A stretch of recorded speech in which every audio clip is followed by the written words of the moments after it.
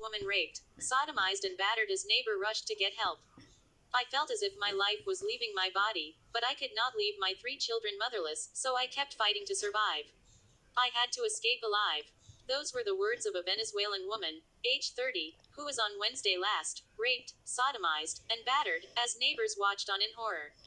Helpless, weak, traumatized, and in severe pain, she called out for help, but patrol ranks tossed her clothes at her.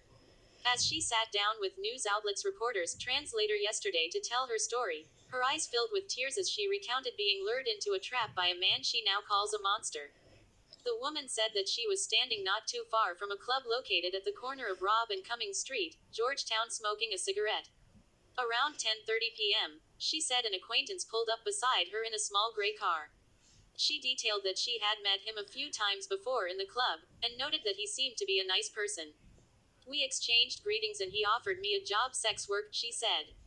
I agreed, she continued, and he invited me to his house. I was a bit skeptical to go at first, but he insisted and I entered the car and left with him. The woman said that they did not chat much during the journey, but he had tried to touch her while driving. I told him, no, that is not my job. She started to become a bit suspicious. Nevertheless, she brushed her feelings aside since, based on previous conversations, he presented himself as a decent individual. He said that he was a bachelor with no kids, and his family lived overseas. She did not know where they were heading, but recalled entering a street with some heavy-duty machines parked at the entrance. There were also trees there as well. It looked like some grape trees, she described. They drove for a while, she related, and then arrived at his house. His yard was really big, and there were some construction materials, blocks, cement, etc., in front of his white, wooden house. She explained that she entered and sat down in a chair, where she lit another cigarette to smoke, while he went to prepare his room. He reportedly returned shortly after and told her to accompany him. She said she followed, but while entering the room, noticed 2 knives placed on a table and became a bit nervous. He told me to get naked, but before doing so, I requested my payment and he gave $10,000, recounted the woman. She mentioned him paying her, after which she undressed and told him to lie down, to which he responded, no, you lie down on the bed and take off your bra. The woman said she complied and they began to have sex. During the act, however, she recalled him becoming sadistic towards her. The condom broke and I told him stop. He asked, why? And I said I only have one more condom, and if that break we cannot continue, I will have to leave. The woman said he agreed and they continued for a while, but that things started to turn ugly. She recalled being tossed on the bed while he took off the condom and went outside in a rage. She became scared, she recounted, and sat up on the bed where she attempted to pick up her clothes, but the man returned with a knife. He grabbed me by the hair, placed the knife to my neck and said, you ain't leaving here till I done, you can't take my money and ain't do what I tell you. The man began raping and sodomizing her brutally at knife point, she recalled. He pushed me to my knees and forced his penis into my mouth. As the woman broke down in tears, she recalled that he told her, if you bite my penis, I will stab you in the neck. He repeatedly raped me until I became weak and I couldn't take it anymore. She pleaded with him to stop, she said, but he slapped her and told her to shut up. I begged and I begged. I said I cannot go on anymore, I need water, to continue, I am thirsty. It was at this point, the woman said, he stopped and left to get the water. She recalled grabbing her clothes soon after and using her fist to punch through the windows in his bedroom. With clothes in her hands, she jumped through and fell on her back, the woman recalled. I got up and ran, but he came after me with the knife, held me by my hair and dragged me through his yard, she said in tears. The woman relayed that he attempted to stab her, but that she held onto the knife. Her hands were slashed along with other parts of her body.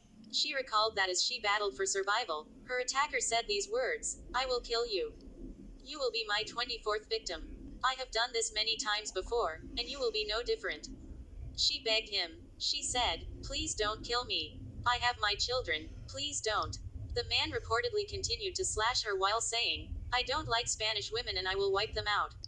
Somehow, she said, the knife fell out of his hands and he resorted to crushing her head with a concrete block that was nearby. I couldn't give up. I kept on fighting and managed to dodge the blow, and ran a short distance away before he attacked me again. This time, the man jumped on top of her and began pounding away mercilessly, she told reporters. Her screams, she recalled, alerted neighbors who came out, but as they tried to intervene, he shouted, this me woman. Y'all stay out of this. They watched on, she related, as he choked and punched her repeatedly to the face. I felt as if my life was leaving my body, but I could not leave my 3 children motherless, so I kept fighting to survive. I had to escape alive. She recounted, garnering enough strength to slide out of his grip, making one last attempt to escape. She ran in desperation, she jumped over a fence and collapsed.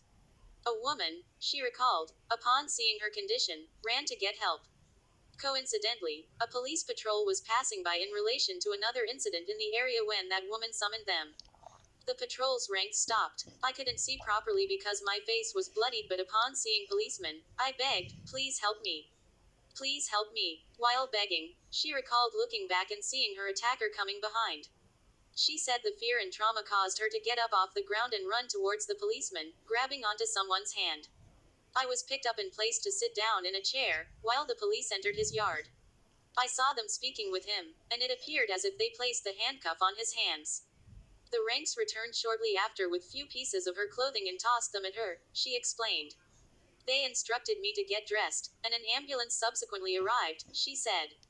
She was discharged from the hospital a few days later, and has since lodged a report at the Albertown police station. According to a medical she showed news outlets, the woman sustained a fractured rib along with multiple concussions to the head. There were also notable cuts and bruises to her body, along with multiple black and blue marks to her eyes, face and neck. Based on what news outlets was told by her friends, this was the third time they observed the said individual abusing women from the Venezuelan community. 2 had fallen into his trap but had escaped with minor bruises, they said. The woman has since published her story on Facebook, warning other women like herself to be on the lookout for what she sees as a sexual psychopath.